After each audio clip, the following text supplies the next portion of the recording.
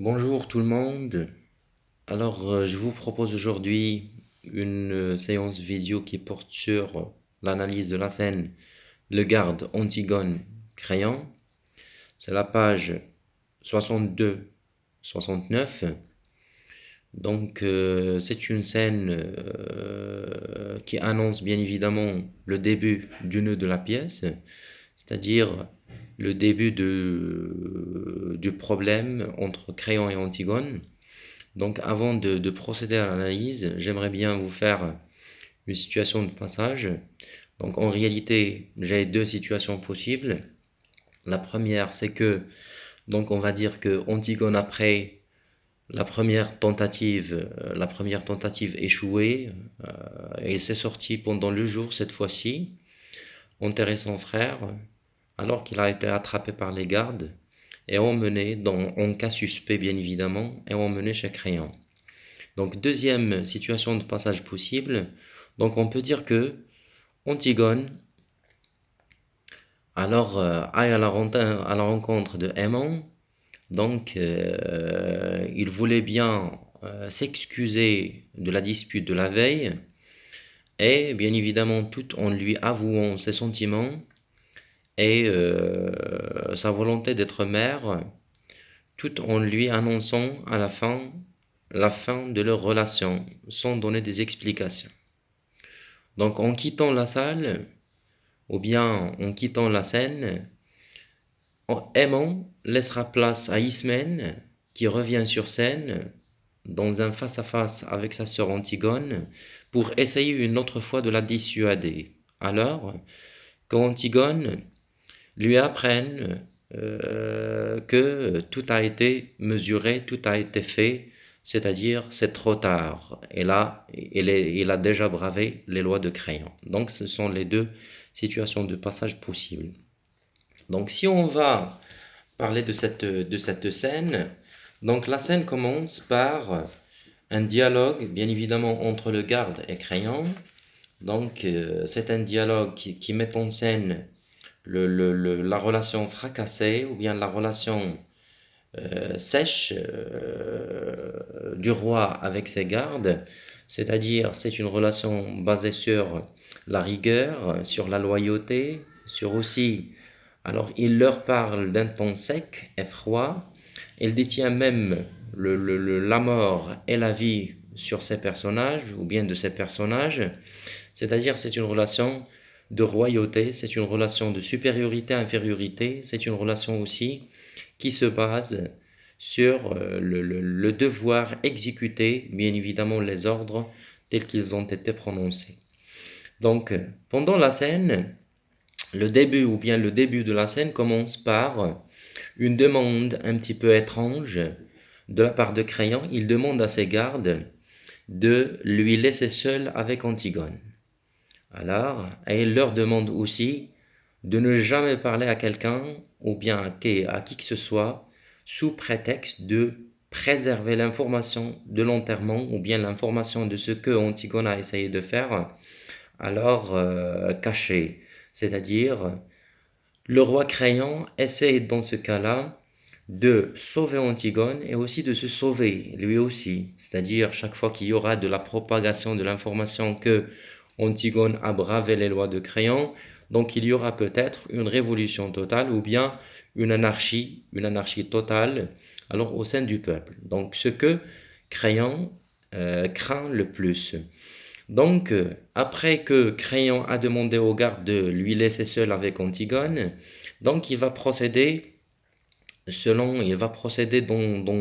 son dialogue avec Antigone, à travers deux méthodes ou bien deux démarches. Premièrement, il va se manifester oncle, c'est-à-dire il voulait bien sauver sa nièce, sauver la fiancée de son fils, et va lui demander de rentrer chez elle et de dire qu'elle était malade et que la nourrice dira la même chose, et ainsi l'affaire va être camouflée. Et quant à lui, il va tuer les gardes, c'est-à-dire il ne va pas laisser de témoignage ou bien de témoins. Donc, deuxième procédure, deuxième démarche, donc Créon impose impose son pouvoir en tant que roi. C'est-à-dire, après que la première démarche n'a pas donné de résultat, donc Créon, il doit se manifester ou bien il doit se comporter en tant que roi, tout en imposant ses lois, en imposant ses ordres à Antigone. Mais Antigone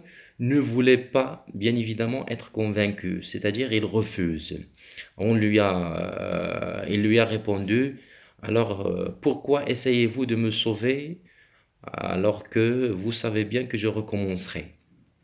Donc, dans ce cas-là, ou bien devant cette situation, Créon va essayer premièrement alors de sauver Antigone, comme on vient de dire, et là il lui a proposé de rentrer chez elle, etc., alors qu'il va tuer les gardes.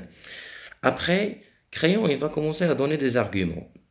Il va commencer à donner des arguments tout en récitant ou bien en proposant à Antigone la vraie version de ses deux frères. Donc, le premier argument, c'est que Polynice, elle était un traître. Un traître pourquoi? Parce qu'il a divulgué, soi-disant, les secrets intérieurs de Thèbes, tout en allant chercher, bien évidemment, les armées de sept rois voisins, c'est-à-dire la collaboration avec d'autres, avec les étrangers, avec ceux qui viennent de l'extérieur, etc.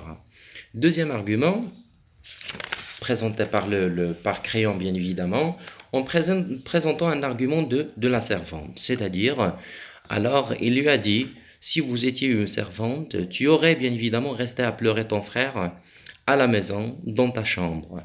Donc la réponse d'Antigone était bien claire, même si je serais une servante, je serais laisser tout de mes mains, bien évidemment, et aller chercher à enterrer mon frère. Pourquoi? Parce que c'est un droit, ou bien c'est un devoir fraternel. Alors que le devoir fraternel se tient supérieur par rapport au pouvoir, par rapport aux lois, par rapport à toutes les connivences sociales et bien évidemment, soi-disant, les normes, les connivences et les normes sociales, etc.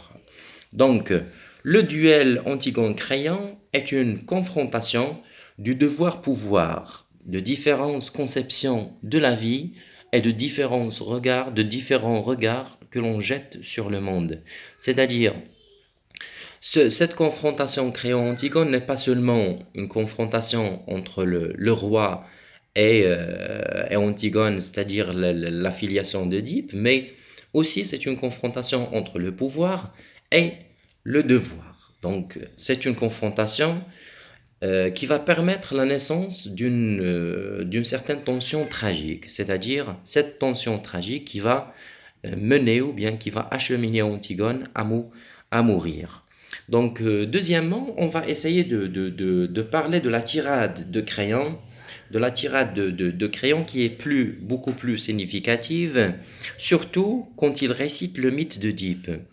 Donc, Créon, tout en récitant le mythe d'Oedipe, met point ou bien met l'accent sur ce qu'on pourrait appeler la désacralisation du mythe. C'est-à-dire, alors il a dit l'orgueil d'Oedipe, vous représentez l'orgueil d'Oedipe, je le vois, maintenant que je le vois dans tes yeux, je te crois, etc. C'est-à-dire, il vous faut, ou bien quand il a dit l'humain vous gêne aux entournures de la famille, c'est-à-dire que vous appartenez à une famille qui avait une relation avec le divin, c'est-à-dire la famille d'Oedipe où le roi était un représentant de Dieu sur terre. Alors que, après la mort d'Oedipe, bien évidemment, Thèbes a droit à un roi sans histoire. Un roi sans histoire, c'est-à-dire un roi qui ne croit pas à la divinité, qui ne conçoit pas le métier ou bien qui ne conçoit pas être roi comme représentant de Dieu sur terre, mais il le conçoit comme quoi? Comme un métier, un simple métier, comme d'autres métiers, comme un menuisier, comme un forgeron, etc. Raison pour laquelle il dit, heureusement, j'ai mes deux mains enfoncées dans mes poches Et c'est-à-dire, il n'attend rien de la divinité, il n'attend rien d'une autre personne, etc. C'est ce qu'on pourrait appeler, ou bien dans ce cas-là, Crayon fait allusion à la désacralisation du mythe, fait allusion au rapport de la famille d'Oedipe avec la divinité, où le roi était un représentant de Dieu sur la terre. À cette conception mythique, bien évidemment, du roi, oppose celle de Créon, qui le voit en tant qu'un simple métier, c'est-à-dire un simple employé. J'ai mes deux pieds par terre, c'est-à-dire je n'ai aucune relation avec la divinité, avec Dieu, etc. Et si un messager crasseux dévale au fond des montagnes, etc., pour me dire qu'il n'était pas sûr non plus de ma naissance, je le prierai de retourner ou bien de revenir d'où il vient. C'est-à-dire, je ne crois pas même à cet oracle qui a enchaîné ou bien qui a engendré la mort de votre père, ou bien tout ce tragique de la famille d'Oedipe. C'est-à-dire, on se rappelle que Oedipe, ou bien Laios, a reçu une révélation de la part de l'oracle que son fils va tuer son père et se marier à sa mère. C'est-à-dire, Créon, dans ce cas-là, parle de cette révélation.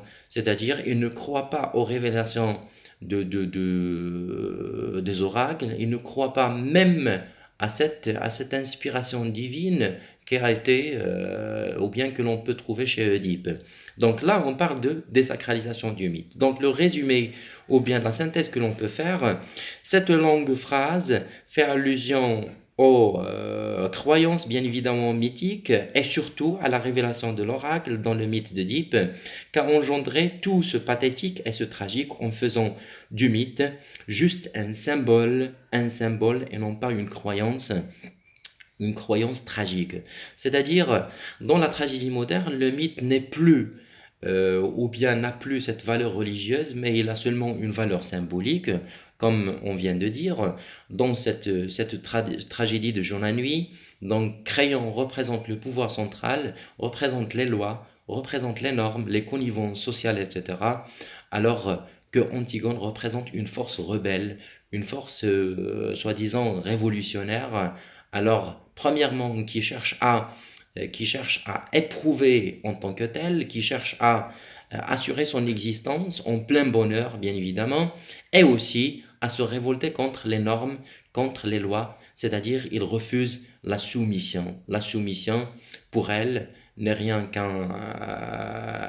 qu'une bêtise. Cette bêtise qui va engendrer sa mort, c'est-à-dire ce refus de la soumission qui va engendrer sa mort, ne lui dit rien, mais au contraire, il donne du courage, il lui donne de la force, il lui donne de l'audacité, ou bien il lui donne une force hors limite qui va lui acheminer à se révolter contre Créon. Donc, merci à vous.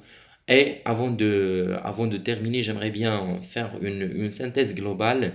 Cette scène représente le nœud de la pièce où l'opposition Créon-Antigone est à l'origine du tragique, bien évidemment. Il est aussi l'émergence de deux symboles, le gouvernement Vichy, alors représenté par Créon, et la force de la résistance, représentée par Antigone.